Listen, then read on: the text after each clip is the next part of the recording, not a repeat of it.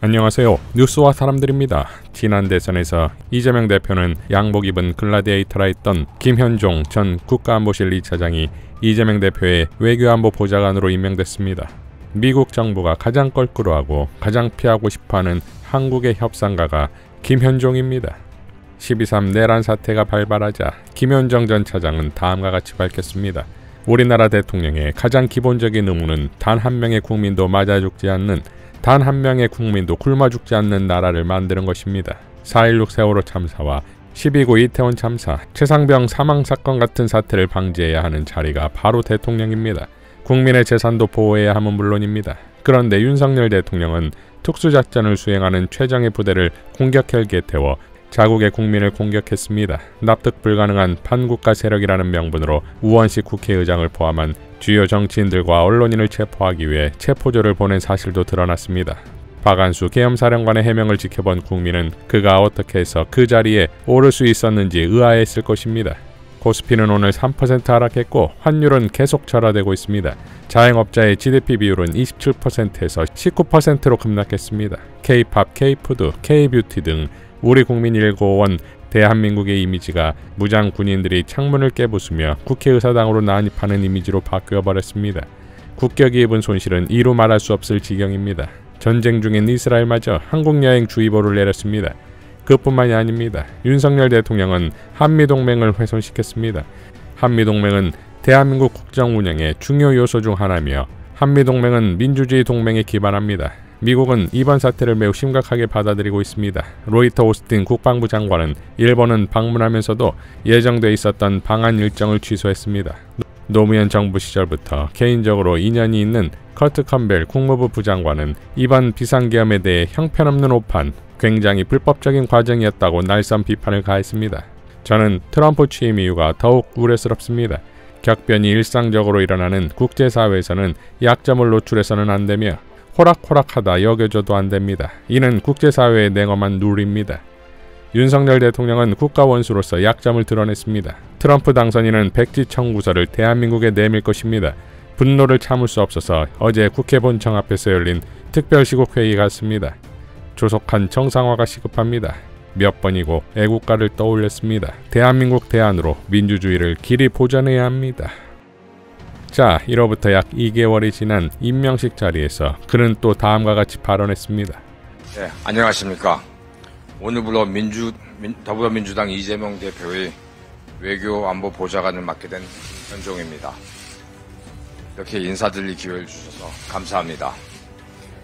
대한민국이 어렵습니다. 대내적 측면과 대외적 측면이 둘 다 그렇습니다. 다행히도 대내적인 어려움은 이재명 대표님과 민주당이 국민 여러분과 함께 돌파하고 있습니다. 넘어야 할 고비가 많지만 차근차근 현명히 풀어나가리라고 믿습니다. 국민 한 사람으로서 감사드립니다. 문제는 대외적인 어려움입니다. 국제사회 지형은 실시간으로 달라지고 있고 한반도를 둘러싼 안보 환경 또한 급변하고 있습니다.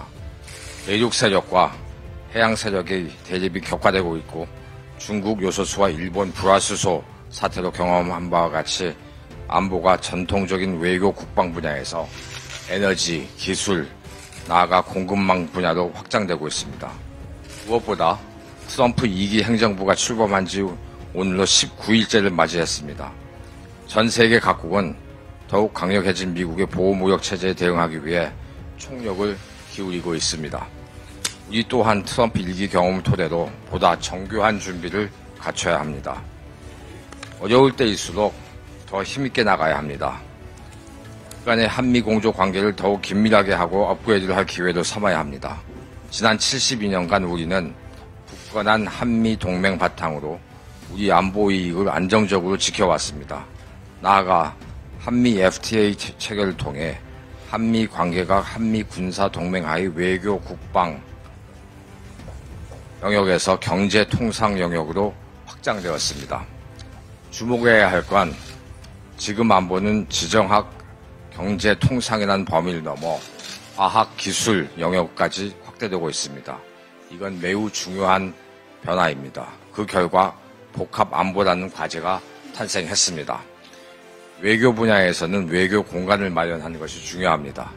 복합안보 차원에서의 대한민국 안보 전략을 세워야 합니다.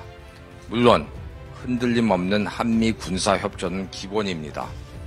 과세 부과 같은 통상 분야의 문제가 기민하게 대처해야 합니다. 조선과 에너지 등 우리 강점 분야에서 더 큰 이익을 거둘 수 있어야 합니다. 국방 분야의 FTA로 간주되는 국방 상호 조달 협정을 체결함으로써 한미동맹을 한 단계 더 높이고 AI, 퀀텀, 우주와 같은 신흥 안보 분야에서 미국과 전략적 협력을 확대해 나갈 필요도 있습니다. 물론 이것은 미국뿐만 아니라 향후 우리의 대외 정책 전반에서 적극적으로 관철되어야 될 자세인 것입니다. 저는 노무현 정부와 문재인 정부에서 통상교섭본부장과 국가안보실 차장을 역임하면서 많은 협상을 진행해 왔습니다. 그 과정에서 반드시 관철하려고 했던 저의 기본 원칙은 이익의 균형입니다. 여기에는 우리와 상대국 간의 균형은 물론이고 우리가 무엇을 얻는가 그리고 우리가 무엇을 양보하지 않아야 하는가 간의 균형도 포함이 됩니다. 우리 외교 공간 확보에 도움이 되는 가시적인 반대급부를 받아내는 것도 중요합니다.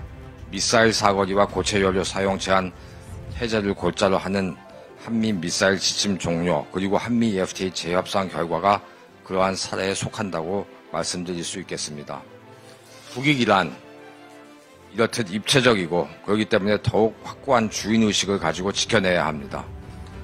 최첨단 군사력은 국가안보의 근간입니다.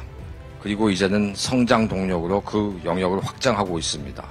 바로 기술 때문입니다. 안보와 기술이 맞물러 국가의 경제 성장을 이끌어갈 수 있음을 지금 미국이 증명하고 있는 것처럼 우리에게도 기존 수준에서 더 나아간 안보가 필요합니다. 굳건한 한미 동맹, 이익 균형, 복합 안보를 통해 성장하는 대한민국, 강한 대한민국을 만들어 나가자 합니다. 이 목적에 기여하고자 하는 마음으로 이 자리에 섰습니다. 자랑스러운 대한민국과 국민 여러분들께 국익, 국격, 국력 증대를 안겨드릴 수 있게 최선을 다하겠습니다. 감사합니다.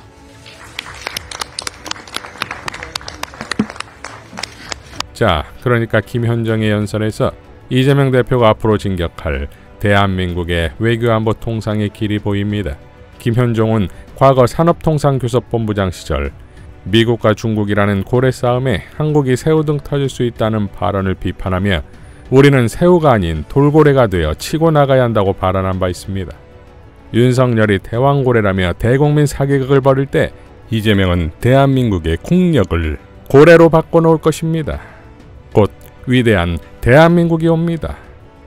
이상 뉴스와 사람들이었습니다. 시청해 주셔서 감사드립니다.